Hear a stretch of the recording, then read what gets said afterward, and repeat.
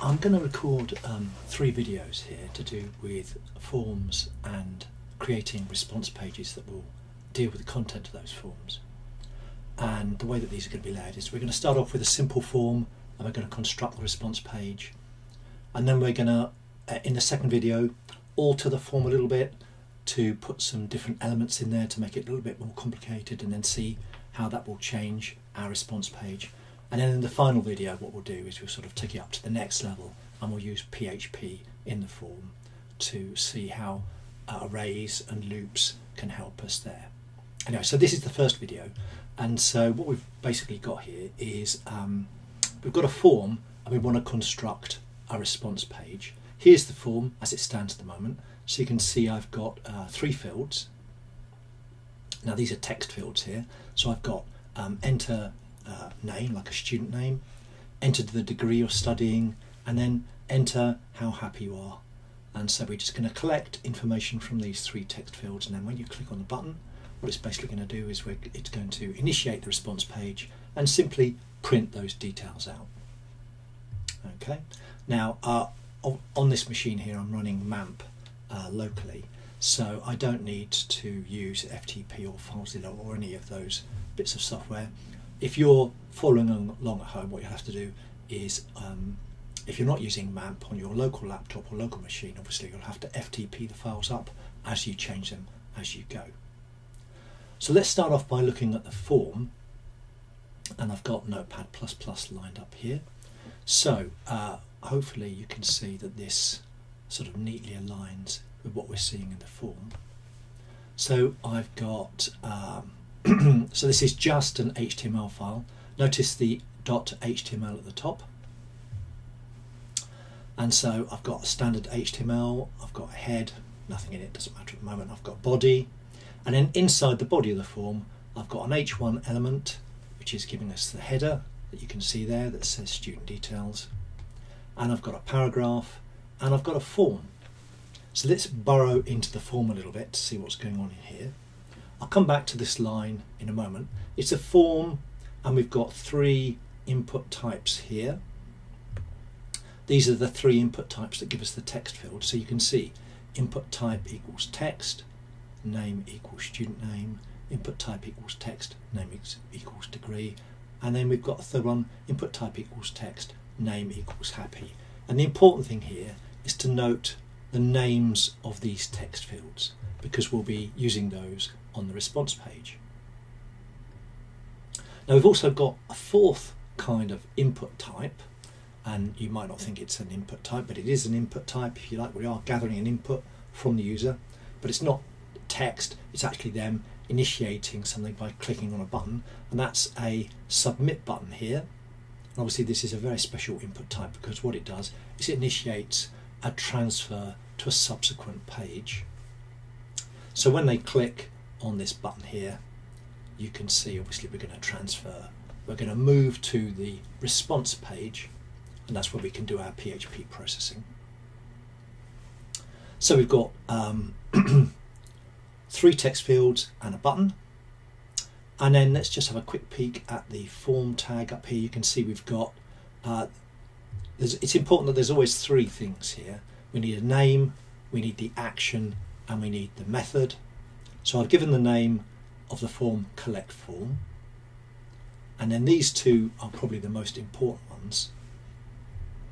Student responses.php, that's the name of the PHP file which is going to be handling the responses. In other words, when we click on the submit button, we're going to travel through to the student responses page. So when we create a page here, we must have it must have this name, student responses.php. Now I've already created that and we'll have a look at it in a moment. And then this bit here is important, method equals post. As we've covered, there are 2 ways of passing information from one page to another, get or post. Get passes them through the URL, so it's visible. Post passes them through the HTTP transmission protocol, so it's not visible, and you decide on which method you want depending upon the nature of the application. I've chosen to use post here, and that's what we have. Here's our form. We've got 3 fields and a submit button. So I've already created a student responses page. Here it is, and it's got just some raw HTML in here. As you can see, I'm missing a body tag, so I'll just type that in. Body, there we go. Save it. So here's my form, here's my response page. When you're doing this, it's a good idea to save both files in the same location. Obviously in a real world application there's no actual requirement for you to do that, but we'll keep things nice and simple here. Keep them in the same folder, the same directory, locally, and when you upload them onto your web server. So I've got studentdetails.html and studentresponses.php, and this should actually work. So if I type a name in, Fred, degree, business, how happy are you? Very. And we click on submit.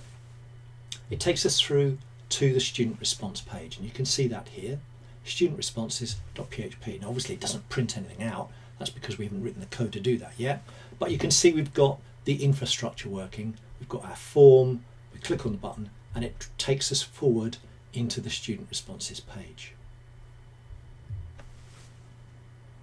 So what we need to do now is, we know that this bit's working, we know that the action is working when you click on the button, but what we need to do next is we need to actually grab the details from the form and then simply print them out. That's all we're going to do, we're simply going to print them out. Now the way I like to organise response pages, and this is the way that we've done it, is to always grab the values at the top. I think it's a good idea to do that, just keeps it nice and clean. So I'm going to put a PHP block in at the top, and the way that this works is, we know that we're going to use the post method of passing information from the form to the response page. So the way that that looks, it's going to look like this. We kind of go equals, and we kind of go dollar, underscore, and then what we need to do is we need to use the word. We either use get or use the word post, depending upon what we're actually using to transfer the information across. Well, this is going to be post, so our lines will look something like that. We'll have something here and something here, and what that will do is that will grab the information from the form so that we can use it on our response page. Now this is a built-in functionality into PHP. We haven't really gone into this in too much detail, but what's actually going on in here is that post is actually a thing that's known as an associative array, and PHP is actually handling grabbing the information from the HTTP stream and placing them in the associative array. That's probably more information than you need right now, but the simplest thing to do is to realise we just need that little bit of code, something that looks like that. Now we've got three pieces of information that we're passing through, so we're going to need 3 lines that look like that. So I'm just going to copy and paste those lines like that. So we simply go like that. Let's have a look at the first one. So the first one is called student name. So as I've indicated, my advice is to always, you have to use the same names in here anyway, because that's grabbing the value from the form, but I would always use the same name for the PHP variable if you can. It just makes life a bit easier when you're reading the code, when you're checking the code. So the first one is student name, the second one is degree, so we simply pop degree in there and degree in there. So what I'm doing is I'm creating a PHP variable using the same name as the value from the array. And the final one is happy. So go into here and we tap happy.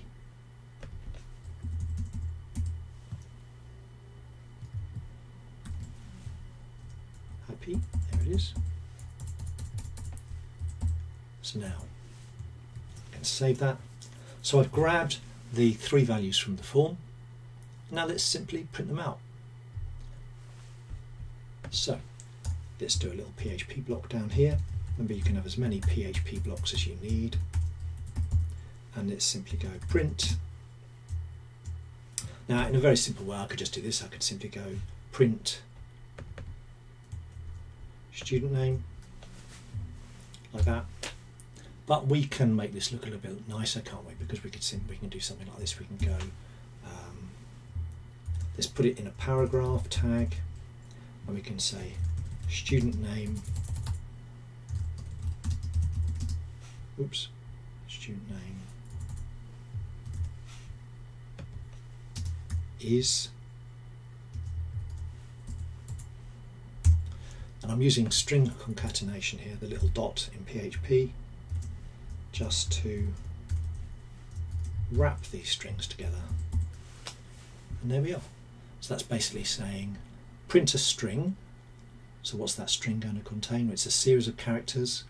We have a paragraph tag and then some words. And then what we're going to do is we're going to insert at that point the value of the variable student name. And then we're going to have a closing paragraph tag. So I can copy paste that, and then so I can say degree is degree, and the final one is, let's say something like happy level is happy. There we go. So just a quick check. Looks all right. Save it. Let's try it out. So I'm going to go back to here. Let's go back to the form. I've got Fred, business very. Let's click submit. And here you can see the values have been printed out correctly. We've got student name is Fred, degree is business, happy level is very. So let's just change this.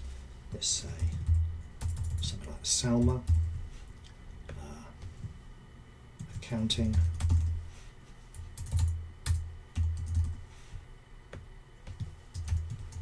mostly.